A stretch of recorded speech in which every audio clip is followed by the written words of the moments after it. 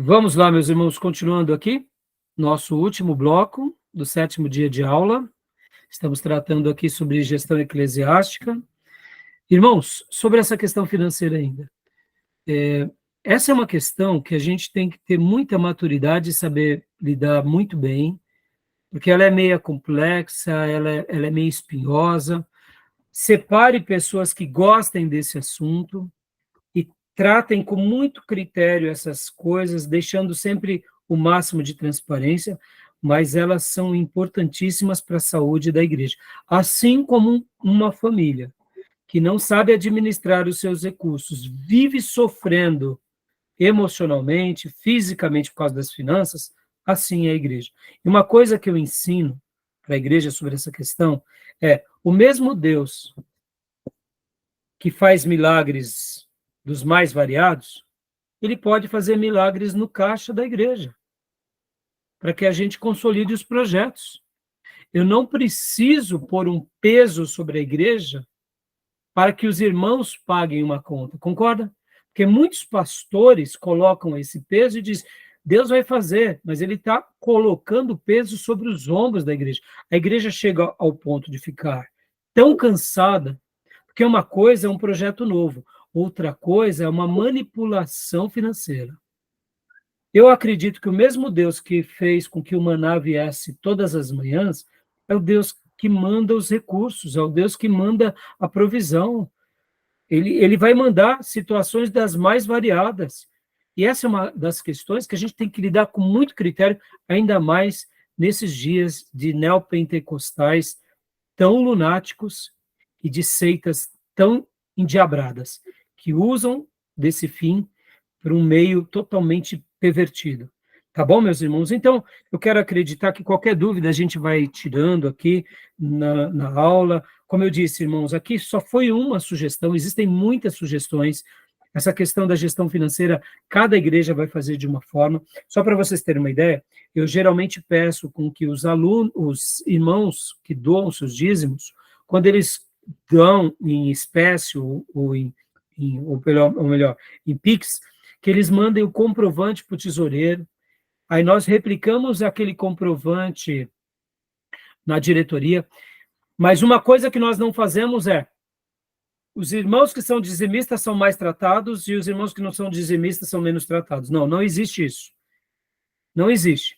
O que eu ensino é: os obreiros que falham, mais cedo ou mais tarde Deus os tira. E os irmãos que deixam de dizimar, eles não vão colher. É simples assim. Porque há promessa sobre o dizimista. Eu, particularmente, sou um dizimista desde quando me converti. E, meus irmãos, eu sou muito feliz e resolvido com isso. Porque a primeira coisa que eu faço da minha prebenda é separar o meu dízimo e minha oferta. A primeira coisa, recebi minha prebenda, vou lá e dízimo e minha oferta. E eu sou muito feliz e eu amo contribuir. E eu sou uma pessoa que ainda, por estar dando tempo integral, eu não vejo a hora de Deus me abençoar muito mais financeiramente para eu poder investir muito mais no reino.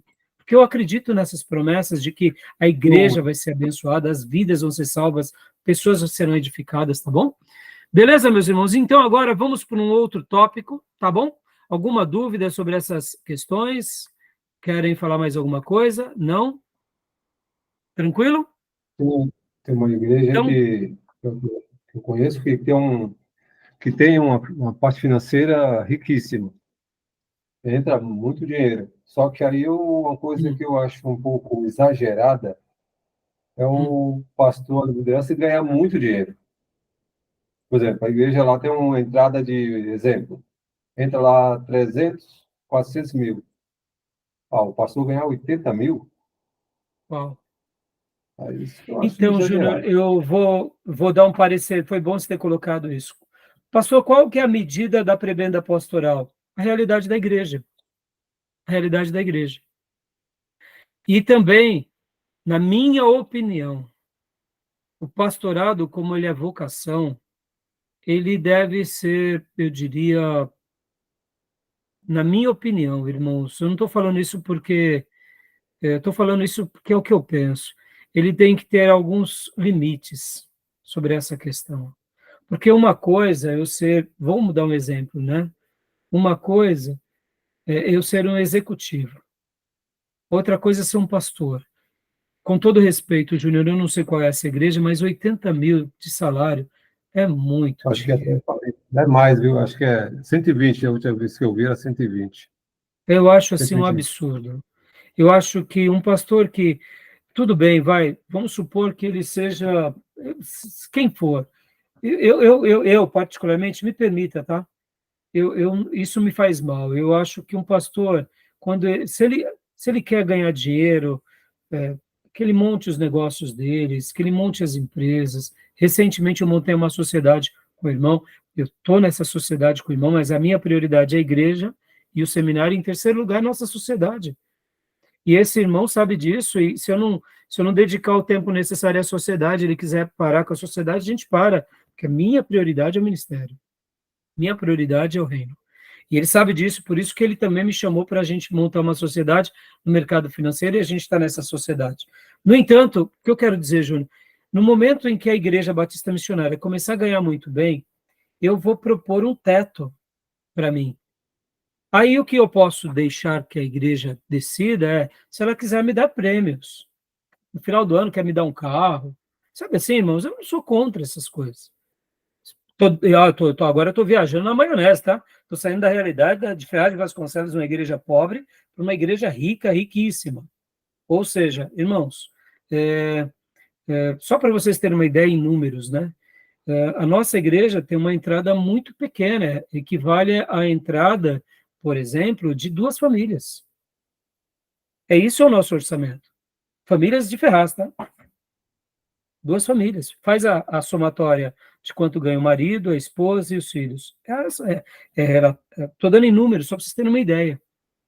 E com esse valor nós temos tudo quitado, temos um prédio, temos uma construção, temos uma igreja, temos um seminário, temos um pastor de tempo integral, e olha, somos muito bem resolvidos. Qual é essa realidade? Agora, eu fico pensando, e no dia que Deus enviar muitos recursos? Eu não, vou fazer muito mais coisa, não tenho dúvida. Mas eu não fico, por exemplo, antecipando os fatos. Ajudamos famílias com cestas básicas, socorremos pessoas. Esses dias mesmo eu até conversava com o Júnior sobre o Júnior nos ajudar com algumas famílias que eu acho que ele pode contribuir. Ele até disse para nós, né, Júnior, que estaria disposto a verificar os casos para fazer ali alguns auxílios. Como que é o nome? Como que é o nome? O Lua, né? Não, PCP, mas é o nome que se dá quando o advogado faz algo que não vai ter ser remunerado, Júnior? pro bônus, pro Pro bônus. bono. Ou seja, ó, eu vi uma necessidade em 2 famílias na nossa igreja, que a gente ajuda, e aí eu falei, puxa, o Júnior pode nos socorrer. Agora, pastor, quantas necessidades o senhor enxerga lá? Enxerga várias, mas eu não vou dar trabalho para ele de pessoas que eu sei que são mais complicadas mais enrolado do que um papo de aranha. Aí não vou dar trabalho para o meu irmão, para essas pessoas. As pessoas têm que aprender a caminhar com a perna. Em casos legítimos, eu quero ajudar. Então, percebam, irmãos, com essa realidade a gente faz. Então, o que eu penso? Que quando uma igreja sai de uma situação de pobreza ou de dificuldade, não digo pobreza pela pobreza, mas dificuldade, e Deus abençoa muito, o pastor ele também tem que ser coerente. Porque senão, irmãos, a gente acaba sendo mal visto. Eu não consigo enxergar John Wesley recebendo um salário de 120 mil reais. Está entendendo, irmãos? Eu não consigo enxergar o pastor Ernesto Arini, que foi o meu mentor, ganhando 120 mil reais.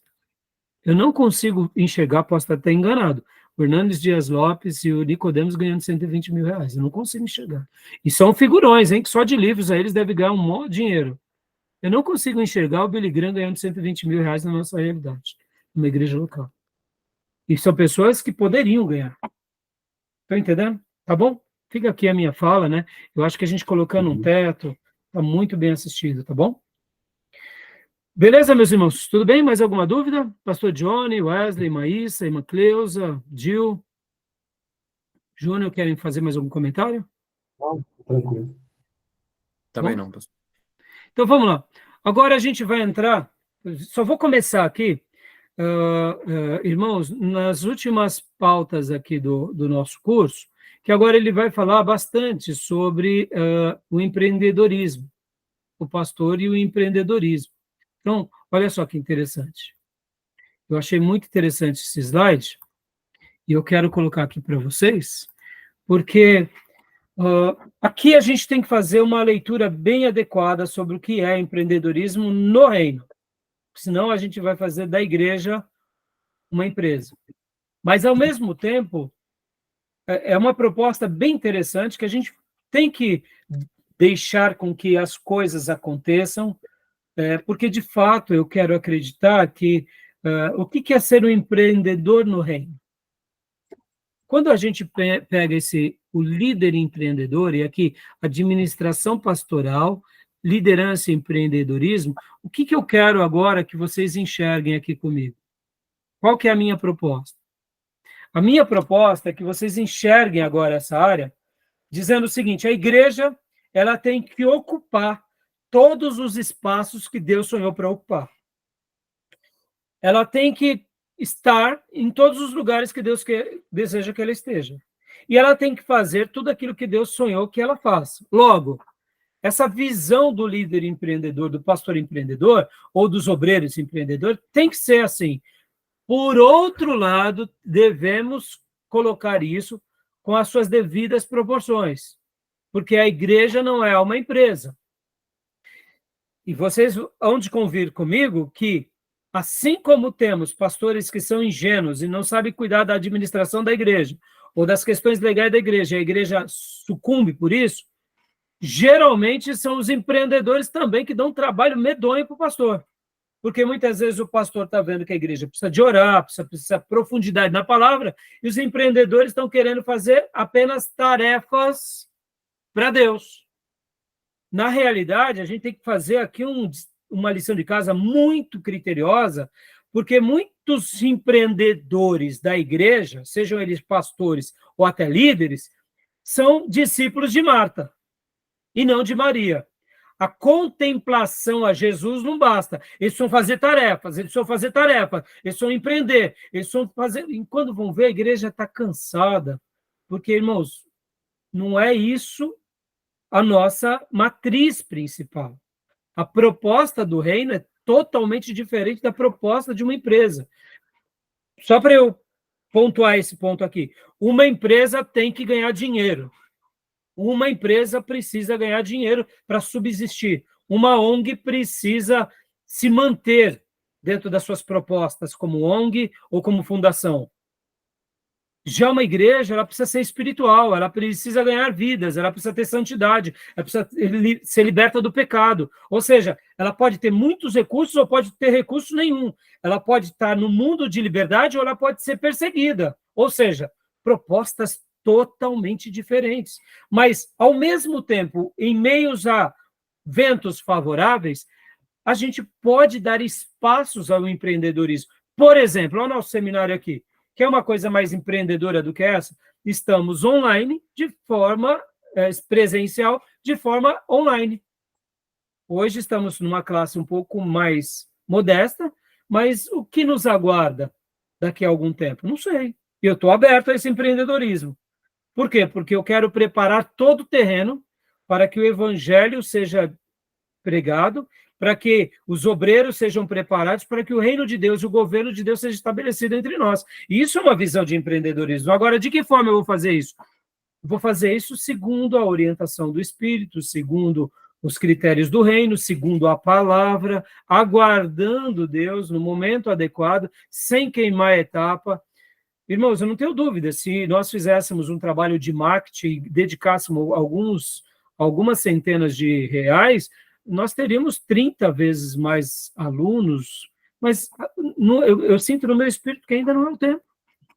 Que a gente está tendo passos sólidos, e uma das coisas que eu acredito muito, irmãos, na igreja, é esse crescimento orgânico, ou seja, é o crescimento natural. Pode ver, toda a igreja de Jesus, em qualquer contexto da história, seja em momentos de paz ou de perseguição, ela tem um crescimento orgânico segundo o Espírito Santo a deixa. E esse momento de empreendedorismo e essa linguagem, a gente tem que explorar, mas sob o viés do Espírito Santo, sob o cuidado do Espírito Santo. Tudo bem até aí, meus irmãos? Deixa eu até fazer aqui uma abordagem para esse ponto, porque o pastor Bill Hybels, ele também aprendeu algo às duras penas, porque lá na igreja dele, ele tinha o que ele chamava de chapéus dos 3 Cs. O que seriam os 3 Cs?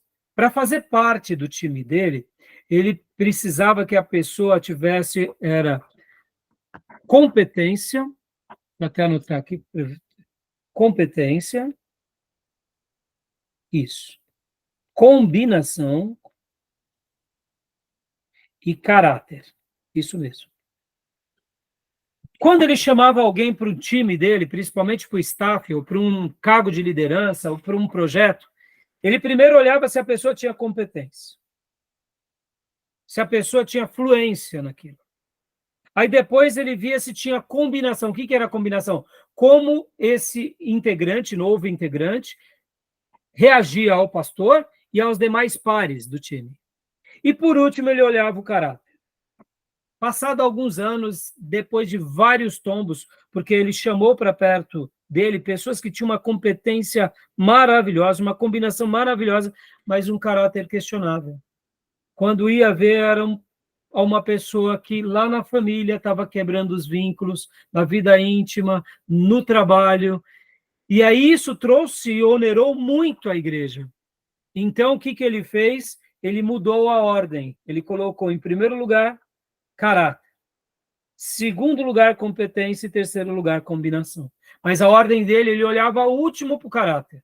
E, meus irmãos, por que eu estou falando tudo isso? O empreendedorismo cristão tem a ver com os valores cristãos. Vamos lá, Atos 6.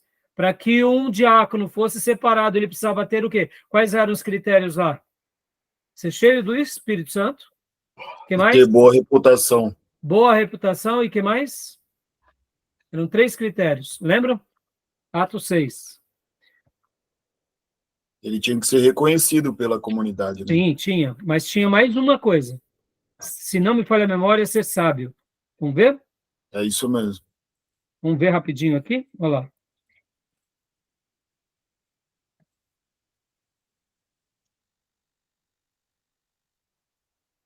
Atos 6, 3. Irmãos, escolham entre vocês homens de bom testemunho, caráter, cheios do Espírito Santo e sábios. Empreendedorismo do reino, valores do reino. Empreendedorismo do mundo, valores do mundo. Você não precisa dar bom testemunho para ser o CEO de uma empresa. Se ele, lá na família dele, ele trai a mulher, paciência, mas lá na empresa ele é bom. Mas seria melhor se ele não traísse a mulher, claro, é óbvio. Mas isso não vai comprometer a vida dele se ele foi casado 3 vezes. Agora, ele na igreja, isso não é inegociável. Tem que ter um bom testemunho. Lá no mercado de trabalho, no banco, você não precisa ser consagrado. Mas na igreja você precisa ser consagrado. Então, irmãos, ó, aqui a gente vai entrar agora nesse 4º e último ponto, e aqui são os valores do reino. Lá no mundo você não precisa de amar o próximo, se basta ter o resultado, mesmo que você pise na cabeça de 10 e pose de bom moço. Na igreja você tem que amar, inclusive o inimigo. Ou seja, os valores são outros. Lembra que eu disse que tudo que você faz na igreja, você pode aplicar no mundo, mas nem tudo do mundo se aplica na igreja. Então, esse bloco agora, que a gente vai começar agora, que a gente vai terminar na próxima aula, que a gente, irmãos, eu estive fazendo uma minha lição de casa aqui, a gente vai ter só mais 2 aulas. Então, hoje é a 7ª, vamos ter a 8ª e a 9ª. Eu acredito que zeramos tudo. Então, a gente vai ter aula hoje, terça-feira, quinta-feira e próxima terça. Na quinta que vem, a gente já começa o novo módulo, tá bom?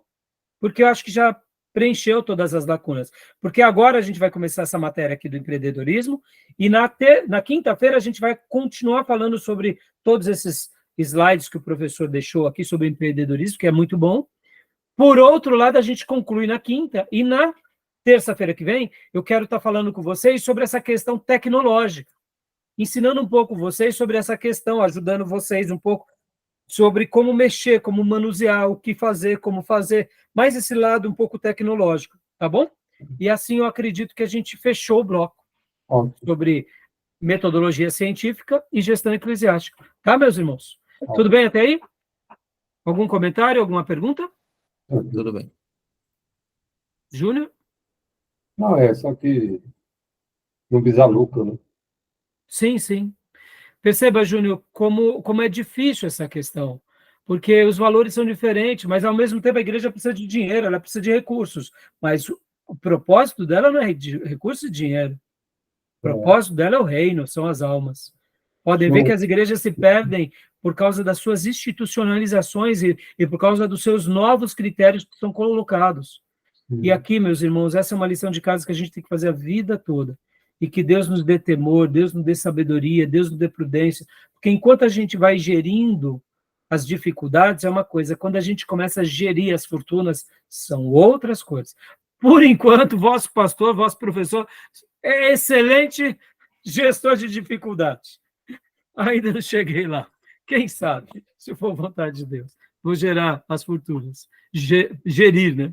Tá bom? Vamos lá. Empreendedorismo. Leia para nós, Maísa, por favor.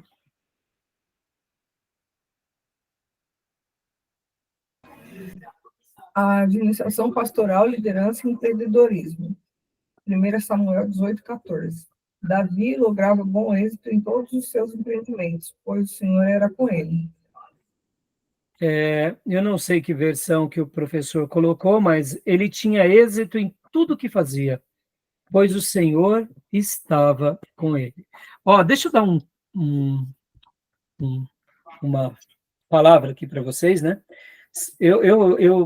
Como eu disse para vocês, eu amo essa questão de liderança, eu sou um profundo estudioso. Certa ocasião, eu estava lendo Davi, vocês vão se recordar de um episódio que Davi, ele está com seus homens, e depois eles ficam sabendo que o seu povo, as famílias dos seus servos foram capturadas, e eles saem com seus homens atrás, né, das famílias, e a Bíblia vai mencionar que alguns soldados que estavam cansados ficaram com parte das bagagens, e os outros foram atacar os inimigos, e aí os outros soldados vencem a guerra, e quando eles trazem o despojo da guerra, aqueles que foram batalhar, eles não queriam distribuir o despojo igualmente com aqueles que guardaram os pertences, né? Você se lembra desse episódio bíblico ou não? Não? Eu não me recordo agora onde está, então, como veio agora, de última hora, esse embate, se eu não me engano, é quando Davi luta em Keila, se não me falha a memória. Se não me falha a memória. Acontece algo muito interessante. Deixa eu ver se é esse episódio mesmo.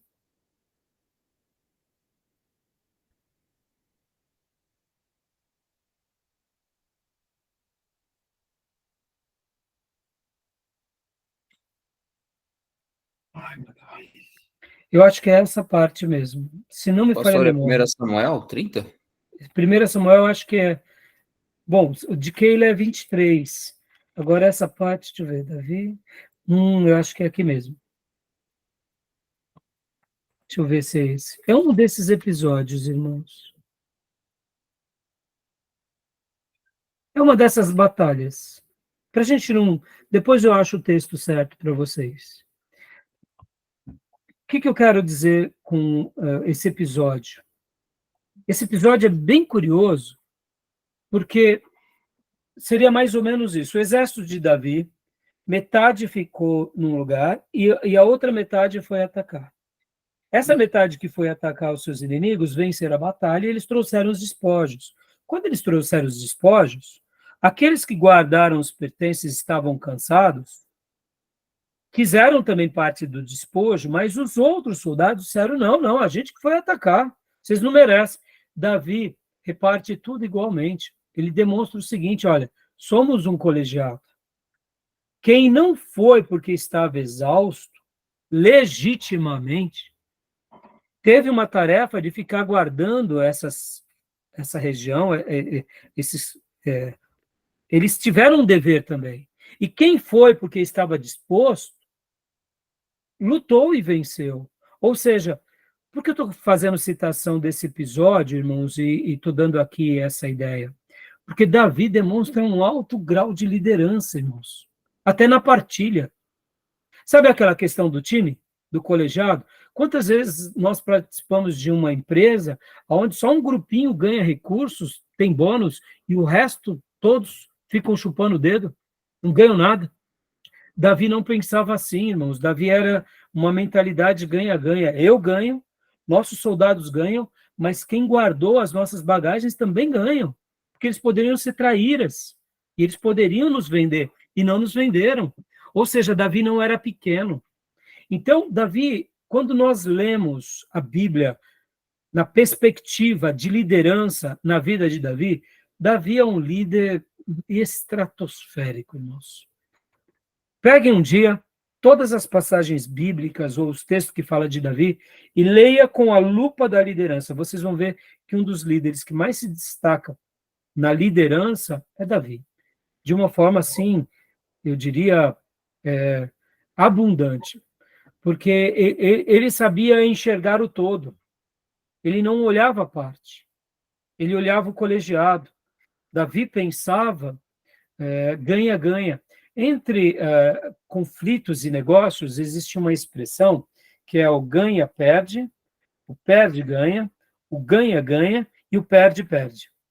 Nas negociações do mercado de trabalho, podem ver que a grande maioria das pessoas eu ganho e você perde. São poucas pessoas que pensam ganha-ganha. Raramente você vai encontrar com alguém que perde e ganha. E perde, seria aquela pessoa que fala, já que eu estou perdendo, você vai perder. Davi, ou ele é ganha-ganha, ou ele é perde-ganha. Como assim perde-ganha, Davi? Pastor, podem ver, ele não luta contra Saul, ele perde para ganhar, ele foge de Saul. Ele tem Saul na mão e ele não mata, ele perde para ganhar. Ele está sendo aviltado pelo seu próprio filho, que é Absalão, e Absalão está ali tentando praticar a insurreição, e já praticou a insurreição, ele sai do palácio, Simei começa a apedrejar, ele perde para ganhar. Os seus soldados querem arrancar a cabeça de Simei, e ele não vai contra.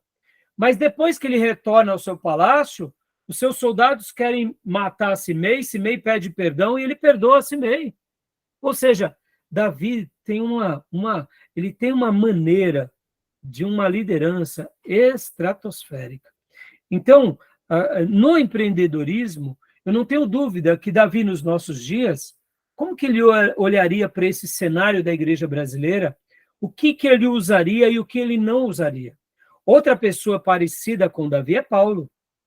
O que Paulo faria nos nossos dias, meus irmãos? Como Paulo agiria e o que Paulo falaria, por exemplo, dos neopentecostais? Como Paulo usufruiria das redes digitais? Como ele usufruiria desse momento? Será que é de tudo que ele faria tudo ou será que ele ficaria um pouco... Percebam, Paulo é outro grande líder estratosférico do Novo Testamento. Então, eu não estou falando de Jesus, que é o líder dos líderes, mas eu estou colocando pessoas. Então, assim, o empreendedorismo ele é algo que também nos apaixona, mas lembre-se, tanto Davi quanto Paulo jamais negociariam os valores de Deus. Se, de repente, eles tivessem que perder para ganhar, eles perderiam. Quantas vezes Paulo perdeu para ganhar? Centenas de vezes. Muitas vezes a gente pensa assim que Paulo estaria nas TVs, Paulo estaria nas emissoras. Será que ele estaria? Ou será que ele estaria nas favelas? Entre os ribeirinhos? Nos lugares onde ninguém está? Está entendendo? A gente pensa, mas será que ele também não usufruiria dessa maneira de falar uma palavra bem dirigida à igreja quando precisasse? Mas será que ele iria, Paulo, tomar proveito do mundo midiático para ser adorado? Ou será que Paulo iria nos ensinar como não ser adorado nas mídias? Está entendendo, meus irmãos? Empreendedorismo é uma visão bíblica. O empreendedor e o pastor empreendedor dos nossos dias, ele precisa das mídias.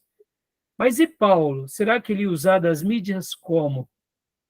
Aonde estaria o divisor de águas da licitude e da conveniência de Paulo? Isso é muito interessante. Tá bom, meus irmãos? Ô, pastor, Pois não, minha irmã. aquele texto que o pastor falou está em 1 Samuel 30, né? É esse mesmo, né? É. Ah, então me dá o versículo, irmã. É O pastor 1 Jones também tinha falado, né? 1 Samuel Samuel 30. Que Qual? ele faz a Na lei da batalha contra os divisão. amalequitas, né? Isso, é. Ele estabelece a lei da divisão, Exatamente. né? Isso, irmã. Onde que está? Aqui, isso. Obrigado, irmão. 30, versículo 24, 23 e 24. Pode ler para nós, irmã. 23, 24 e 25. Peraí. Deixa eu pôr aqui na minha... Pastor Johnny também tinha mencionado, né, pastor? Obrigado, viu, pastor? Imagina. Peraí, pastor, só um minuto. Deixa eu pôr aqui. Eu tinha tirado aqui, peraí.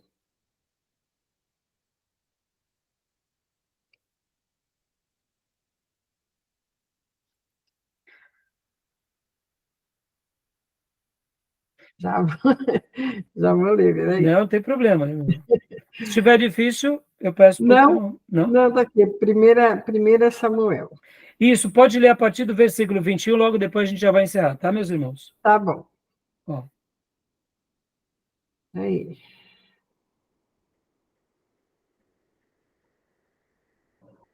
Eu sou muito lerda. Versículo 21 em diante. 1 Samuel 30. 30, 21 Em diante. em diante. É.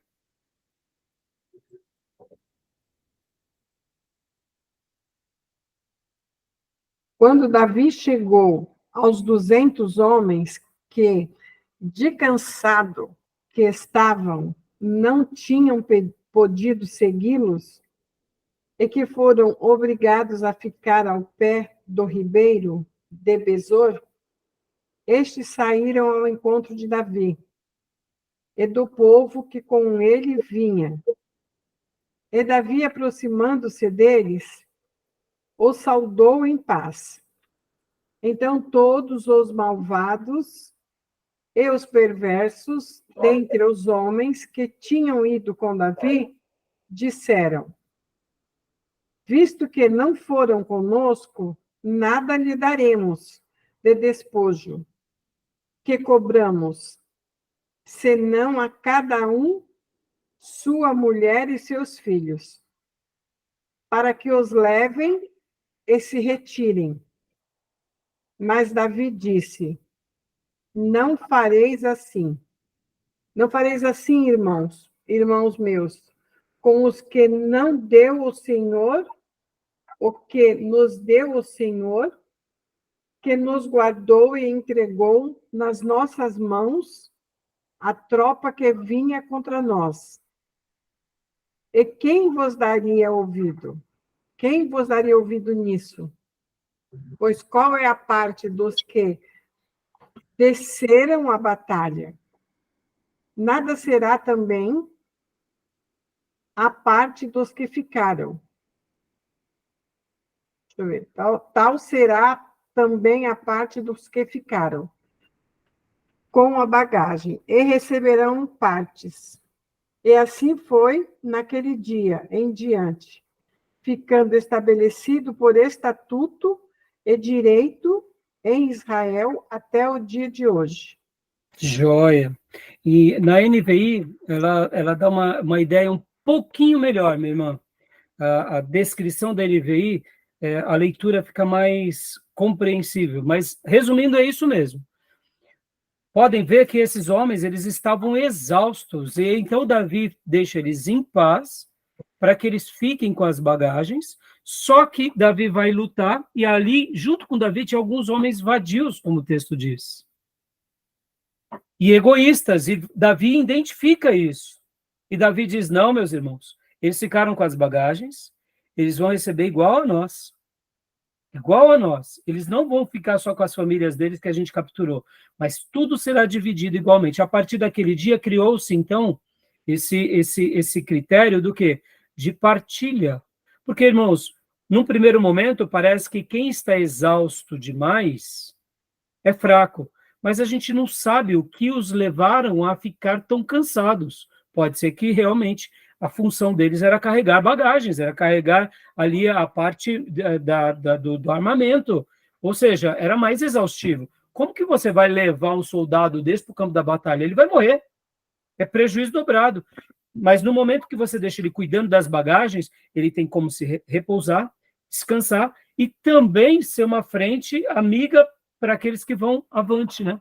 Então, assim, esse lado, né, de justiça, de critérios é fantástico. Tá bom, meus irmãos? Terminamos aqui? A gente vai dar sequência sobre esse assunto, né? Tem bastante slides, se vocês quiserem ler esses slides, o pastor agora ele vai trabalhar só nesse lado do empreendedorismo. Eu até sugiro que vocês leiam antecipadamente, porque a gente vai tratar na próxima aula só esse lado do empreendedorismo, tá bom? Alguma pergunta, alguma dúvida? Não? Tranquilo, pastor. Também Não, pastor. Ok. E só para eu concluir, meus irmãos, assim, me entendo, tá? Eu sou apaixonado por tudo que a gente vai aprendendo na vida, na igreja, mas ao mesmo tempo, irmãos, os valores do reino são muito mais acima do que os valores dos homens. E nós não podemos se esquecer de que os critérios de Deus são muito diferentes dos nossos, tá bom? Beleza, meus irmãos? Tranquilo? Beleza. Mais alguma pergunta? Não? Nenhuma não. pergunta? Não?